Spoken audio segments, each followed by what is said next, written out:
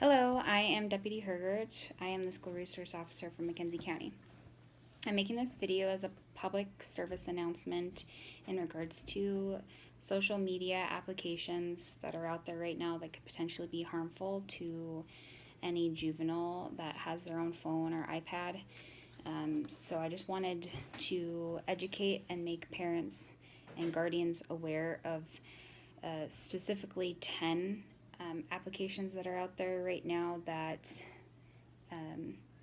could potentially be harmful based on who's using it and how old they are.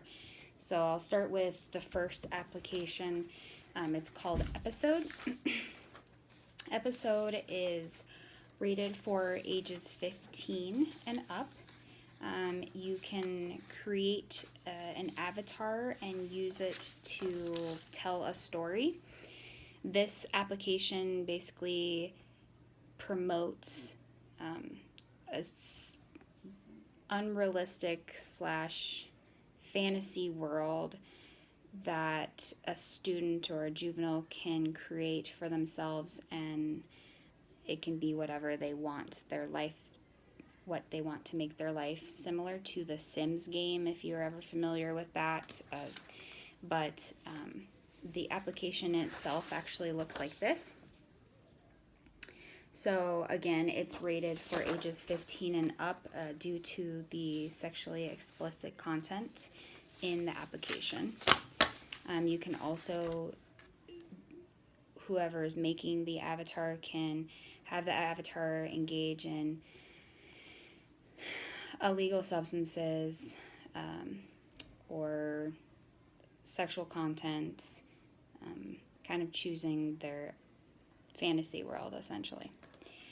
Okay, so the next application that you should look out for and be aware on your children's electronics is called Socratic Math, and it's obviously more for school-age students, but this is an application that is used to essentially cheat on their homework. I would only see that it could be potentially productive if they were actually using it to answer and then check their answers, but students have been known to abuse this application. It looks like this. It is rated for 13 and up.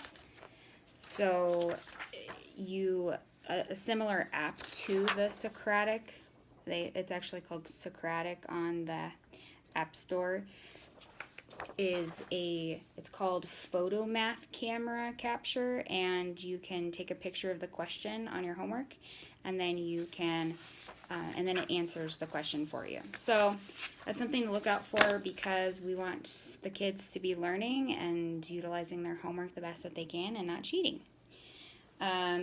So then the next one is YOLO.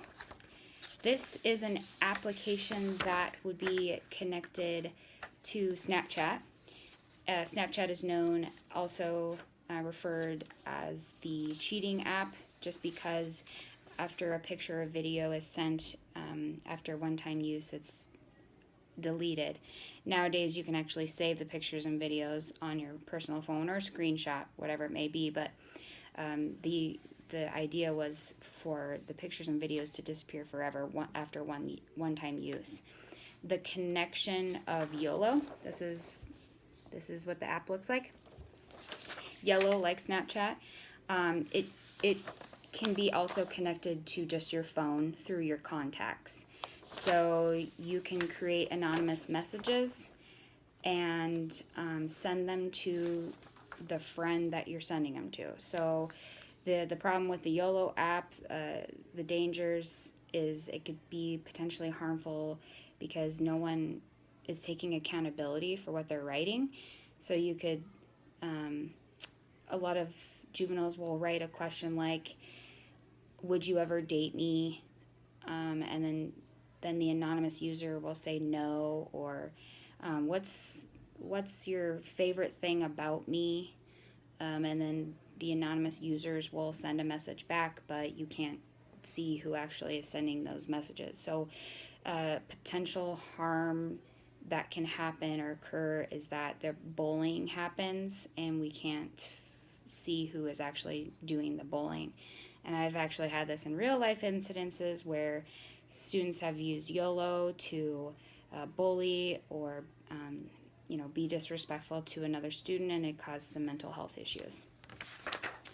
Okay, the next one is going to be Like. This is very similar to Tinder, if you guys are familiar with it. This is for 16 and up. I'm sorry. This is actually this is called Like, this app, and it's similar to TikTok, if you're familiar with that. So you can make little videos, post videos, pictures, little snippets of your personal life, or something funny or something interesting about you, or singing or dancing, whatever it may be. If you actually ever have the time as a parent, I would download this application and I would actually look at the content on it. It's rated for 16 and up, but unfortunately I have actually seen for myself the profiles that are on there. They don't look 16, and they're dressed very provocative, and it there are predatory users out there that like that kind of content, like those profiles, and could potentially take advantage of any young children on those sites. So very dangerous, something to be aware of. I was actually personally very concerned for a lot of those profile users that are on there, because they looked elementary age and they were dressing very provocative. I can't say that. But they were dressing very inappropriately, so especially for their age. Okay, so the next one is going to be IMVU. I don't even know if I'm saying it right. IMVU. This is a application rated for 18 and up, and a very good reason. I downloaded it myself just to see what it was like. Completely sexually, sexual content based. It's actually generated specifically for the avatars that you create to hook up or to engage in that kind of activity. And then not to mention that the avatars you can create to do drugs, get in fights, similar to the game Grand Theft Auto. You can have the avatars make very poor choices and not actually have any real life consequences, which that's basically part of this social media fantasy world that can really, really harm a juvenile and their development and how that they perceive the world today, especially with social interactions. This is something that concerns me as a school resource officer, that you have young students making fake profiles that they're not actually 18 or older, using this kind of app and being exposed to this kind of content. So something to really look out for, okay? Next one, I'm going to try to speed this up, is called Holla, okay? So before, like I said, I kind of mixed the Like Me.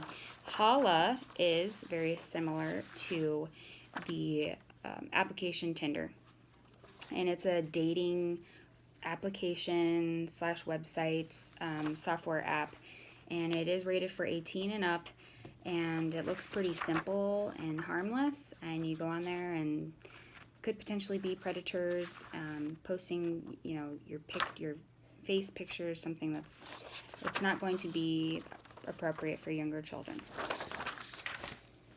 Okay, let's see. The next one is going to be BitLife. This is kind of a strange one. Essentially, you can build your own avatar's life up from birth, and it automatically generates a baby and how the baby was conceived and the baby's name and the parents and where it lives. I actually downloaded this, and my baby's name was I think Eric Hernandez, and he was born in Scranton, United States, and then how he was conceived was behind the bleachers at the local high school. That was what it gave me, and so just a little concerning. This is rated for ages 14 and up, but I don't even necessarily know if it's even a productive or appropriate use of time for even like a 14-year-old. But that's basically up to you and the maturity of your child, and whether or not you think that they can handle that kind of context. So then the next one is Big O Live. Okay, so you can actually have this, the juvenile can live stream. This is for ages 17 and up. So despite having these specific age ratings, they can make their date of birth whatever, and the websites I see, or the applications, the administrators, they're not really seeing that these kids aren't actually of age, and I know that they don't really have technical proof. It's whatever goes off of what they say. So me being 10 years old, I can say I'm 18, and the administrators of the software app can't really say yay or nay for sure. So the Big O Live, it's rated 17 and up, but like I said, it's similar to like YouTube and Twister, I believe, and you can live stream into your house, your home, and be vulnerable to any predators out there that are seeing you in live action. So pretty concerning, some of the juveniles that I've actually seen on this application, just because being so vulnerable and young, it's a dangerous thing. So something to look out for. Okay, lastly, I'm an Apple product software user, but I know some people use different software, or different software products such as Android and things like that, but they have applications such as this that look like a calculator, and this is the Apple's calculator, and you think it's a calculator from the naked eye, but you click into it and it's in fact a locking device that hides your inappropriate, explicit content. So whatever your child or student is not wanting you to see, they can actually put videos and pictures in this application, and then they use a code, a number code, or even a fingerprint to lock it in there. So you think it's just a calculator, but in reality they're hiding some content from you that they know is probably inappropriate. So just a reminder to everybody that it is kind of we are in this social media world right now where everything is web-based, and the unfortunate part is predators, it's becoming easier for them to hide and to harm young, vulnerable juveniles that don't quite understand the dangers of using these applications, especially at underage or